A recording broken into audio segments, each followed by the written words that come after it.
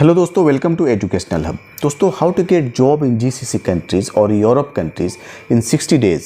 मैंने इस पर एक सीरीज़ चलाया हुआ था, कुछ वीडियो मैंने बनाए थे और ये वीडियो भी मैं दे रहा हूँ, उसी सीरीज़ का ये हिस्सा है। उस स्टेप्स को मैं बताया हूँ, उस स्टेप्स को मैंने एक्सप्लेन किया है। अगर आप उसको सही से फॉलो कर लेते हैं तो 60 दिनों के अंदर में, 60 डेज़ के अंदर में आपको जॉब मिलना ही है। मिलने से दुनिया की कोई ताकत नहीं रोक सकती है। अगर आपका मेडिकल फेलियर नहीं होता है, मेडिकल अनफिट नहीं होता है, तो सभी स्टेप्स को मैंने स्टेप बाय स्टेप्स मैंने बताया है, उसको सजाया है, सब कुछ एक्सप्लेन किया है। उस वीडियो को देखकर ही इस वीडियो को देखिए, आपको कंप्लीट समझ आएगी। जो भी मैंने 3-4 एपिसोड मैंने बनाया है, उस एपिसोड का लिंक 1 नंबर, 2 नंबर, 3 नंबर करके एपिसोड 1, एपिसोड 2, एपिसोड 3 डिस्क्रिप्शन में उसका लिंक दे दूंगा। आप देखो, अगर आप इस वीडियो पर डायरेक्ट अगर आप आए हो तो आपको ज़्यादा समझ आएगी। अगर नहीं देखना है, नहीं देखो, ये आपकी मर्जी है। ये वीडियो भी आप देखो, लेकिन अगर उसे आप देखकर ये वीडियो पे आएंगे तो ज़्यादा समझ आएगी। उसमें सब कुछ बताया गया है। तो दोस्तों, मैंने आपको मुंबई में कैसे जाना है, कहाँ रहना है, कैसे पासपोर्ट को, कैसे आप CV अप्लाई करना है, कैसे अच्छे ऑफिस को रिकॉग्नाइज़ करना है। अभी मैंने कल एक वीडियो बनाया था कि ऑफिस की कितना पुराना है, कैसे उसको पहचानें, कैसे रिकॉग्नाइज़ करें, उसका भी लिंक मैं डिस्क्रिप्शन में दूंगा। अगर आप उस वीडियो को देखेंगे तो आप समझ जाएंगे कितनी पुरानी ये ऑफिस है। ये सपोज़ फॉर एग्जांपल एक A ऑफिस है, उसमें आप जा रहे हो अप्लाई करने के लिए, तो आपको पता होना चाहिए ये A ऑफिस है, ये कितनी पुरानी है। ये 2 साल, 1 साल, 6 महीना अभी तो नहीं ये इसका जन्म हुआ है। तो ऐसे ऑफिस में नहीं जाना, कोशिश करना है कि पुराने ऑफिस में ही जाएं। तो कैसे आप पहचानोगे? तो उसके लाइसेंस नंबर से 1 मिनट के अंदर में आप पहचान कर लोगे, आप समझ जाओगे कि ये ऑफिस कैसी है। उसका वीडियो मैं ऑलरेडी बना चुका हूँ, उसका लिंक भी मैं डिस्क्रिप्शन में दे दूँगा। दोस्तों, अब आगे की बात करेंगे। अप्लाई कैसे करना है, क्या करना है, सब कुछ मैं बता दिया हूँ। अब आगे की ये बात करते हैं कि जब भी आपको कॉल आता है ना किसी भी ऑफिस से, आपने 50 ऑफिस में, सही जेन्युइन ऑफिस में आपने रिकॉग्नाइज कर लिया कितनी पुरानी है, आपने अप्लाई कर दिया, ठीक है। उसी बीच में एक कॉल आ जाता है कि सर आप शॉर्टलिस्टेड हैं, आप इंटरव्यू के लिए आ सकते हैं, वेलकम। आप जाते हैं, भागे भागे दौड़े जाते हैं आप उस ऑफिस में कि सर हाँ आपने कॉल किया था, ऑफिस से आया था, हाँ इट्स ओके। अब इस बीच में आपको एक चीज़ देखना है कि उस ऑफिस के बिहाफ में कोई कॉल कोई दूसरा आदमी तो नहीं कर दिया था, या ऑफिस के तरफ से ही कॉल गया था। इस चीज़ को ध्यान देना, क्योंकि ये जो मैंने सीरीज चलाया हुआ है ना, इसीलिए कि एक जो आम इंसान है, जो एक बिल्कुल इनोसेंट है, उनको कुछ पता नहीं है, वैसे लोगों के लिए ये अमृत है। ये वीडियो देखना भाई, ये एक्सपीरियंस है, अपनी ज़िंदगी का निचोड़ देता हूँ मैं। कोई पेड सर्विस नहीं है, मेरा ये पैक खरीद लो, मेरा ये ले लो, वो ले लो, ऐसा कुछ भी नहीं है। टोटली फ्री है, ये आपकी हेल्प के लिए है। आप देखो इसको। वहाँ पे कोई ऑफिस के बिहाफ में कोई कॉल नहीं आना चाहिए आपके पास, ठीक है। डायरेक्टली ऑफिस से ही कॉल होना चाहिए। वो बोलेंगे हाँ सर, आपका पासपोर्ट नंबर चेक करेंगे और आपको बताएंगे यस ऑफिस के तरफ से कॉल गया था, आप इंटरव्यू के लिए आप रेडी हो जाइए। कल इंटरव्यू है या आज अभी इंटरव्यू चल रहा है या जो भी है बता देंगे। वो पासपोर्ट के लिए डिमांड करेंगे कि पासपोर्ट आप अपना जमा कर दीजिए। यहाँ पे आपको पासपोर्ट जमा कर देना है, ठीक है, क्योंकि बगैर पासपोर्ट का इंटरव्यू अलाउ नहीं करेंगे वो लोग। पासपोर्ट को जमा करना है और इंटरव्यू देने के लिए जाना है। अब यहाँ पे एक चीज़ ध्यान देने वाली बात है, जब भी आप इंटर करते हैं ना इंटरव्यू रूम में इंटरव्यू देने के लिए, तो नोटिस करो कि ये जो बंदा है ये वाकई कंपनी से आया हुआ है। जब वहाँ खुद ही आप देखेंगे एक पूरी टीम, एक पैनल बैठा रहेगा, उसके अंदर में 1-2 फॉरेनर भी रहेंगे, कुछ अरबिक पर्सन भी हो सकते हैं, कुछ इंडियन भी हो सकते हैं, कुछ फिलिपिनो भी हो सकते हैं, या सिर्फ इंडियन भी हो सकते हैं, या सिर्फ फिलिपिनो हो सकते हैं, या सिर्फ अरबिक हो सकते हैं। लेकिन इंडियन ज़रूर रहेंगे उसके 1-2 साथ में, और अरबिक या दूसरे लैंग्वेज के, दूसरे नेशनलिटी के लोग रहेंगे। आपको देखने से पता चल जाएगा कि हाँ ये जेन्युइन है, ठीक है ना। इंटरव्यू का जो वहाँ का जो इन्वायरमेंट है ना, वहाँ की जो माहौल है, वो देख के ही चल जाता है पता है कि भाई ये फेक नहीं है, ये ओरिजिनल रियल एक्चुअल इंटरव्यू चल रही है।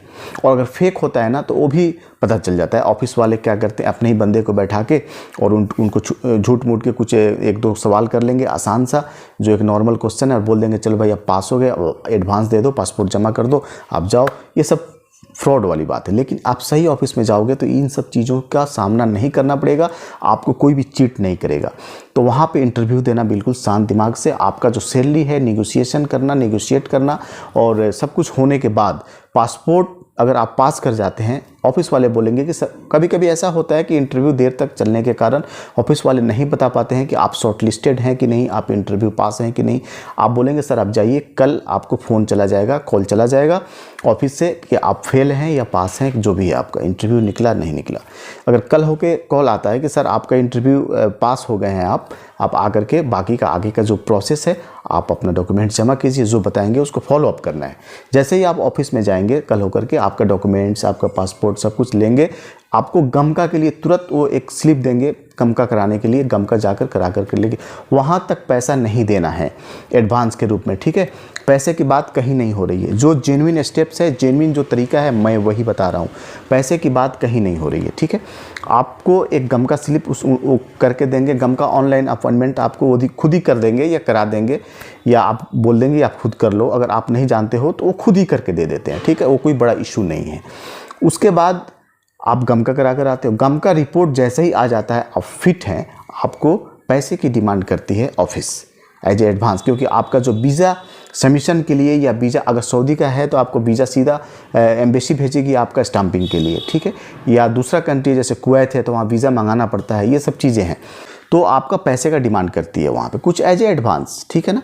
लेकिन जब तक वीज़ा नहीं आया है, या वीज़ा जब तक स्टाम्पिंग के लिए नहीं भेजते हैं, तब तक जो बड़ी ऑफिस है वो कभी पैसे की डिमांड नहीं करती है।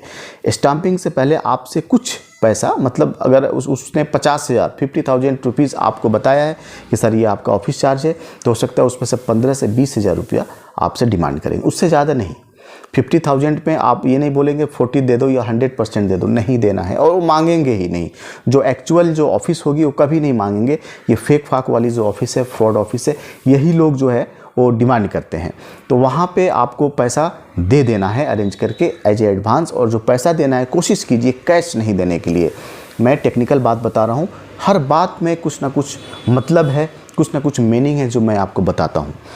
पैसा कैश नहीं देना है, वहाँ पे कोशिश कीजिए कि नेट बैंकिंग, फ़ोन पे, किसी भी तरह से आप उसके जो ऑफिस है, ऑफिस का जो अकाउंट है ऑफिस के नाम से, उसमें ट्रांसफ़र करने के लिए। क्यों? क्योंकि एक सबूत के तौर पे एक रिकॉर्ड हो जाता है आपके पास, कल हो के कुछ हो ना हो, खुदा ना खास्ते कुछ अगर कोई प्रॉब्लम हो गया आपके साथ में, कुछ इशू हो रहे हैं, तो आप शो कर सकते हैं, आप लीगली कोई एक्शन ले सकते हैं कि मैंने आपको पैसा दिया है, मैंने आपको ट्रांसफ़र किया है, ये हमारे पास प्रूफ है।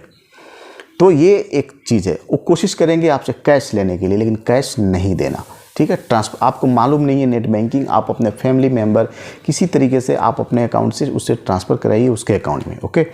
सो उसके बाद पैसा लेने के बाद वो क्या करेंगे, आपका वीज़ा सबमिशन के लिए एम्बेसी पासपोर्ट भेज देंगे अगर सऊदी का है तो।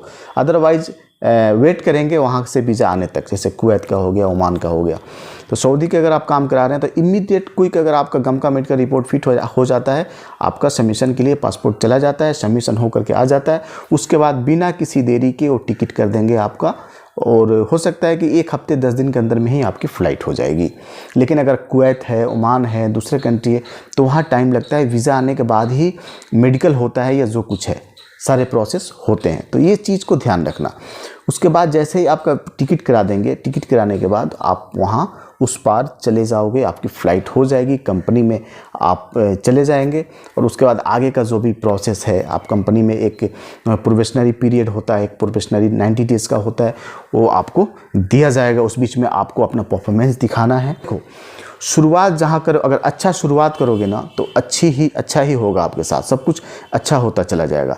अगर जॉब कंसल्टेंसी, जो प्लेसमेंट सर्विस है, अगर वो सही आपको मिल गया ना, सही मिल गया, तो आपको सब कुछ ठीक होता चला जाएगा। क्योंकि सारा कुछ डिपेंड करता है प्लेसमेंट सर्विस, जो जॉब कंसल्टेंसीज होता है ना, हम लोग जो यूट्यूब में हमेशा सर्च करते रहते हैं ना, जो top 10 job placement service in Mumbai, top 10 job consultancies in India, तो ये चीज़ है। टॉप 10 क्यों हम कोशिश करते हैं कि अच्छी, क्योंकि अच्छे ऑफिस में बड़े कंपनी का ही वैकेंसी आता है, ठीक है, चीटिंग नहीं होता है, जेन्युइन काम होता है, तो ये चीज़ है। तो बड़े कंपनी में आप जाएंगे, एग्रीमेंट का कोई टेंशन नहीं है, मेरे कहने का मतलब यही था। सो वहाँ पे एग्रीमेंट आप साइन कर देना, कोई इशू नहीं है, पढ़ना है पढ़ लेना, नहीं पढ़ना है नहीं पढ़ना, कोई इशू नहीं है। बड़ी कंपनी कभी चीट नहीं करती है, धोखा नहीं देती। प्लीज़ इस चैनल को सब्सक्राइब कर लेना यार, बहुत ही मेहनत से मैं इन्फॉर्मेशन लाता हूँ, बड़ी मेहनत लगती है इस कैमरे के पीछे, आपको कुछ बताना, कुछ एडुकेट करना।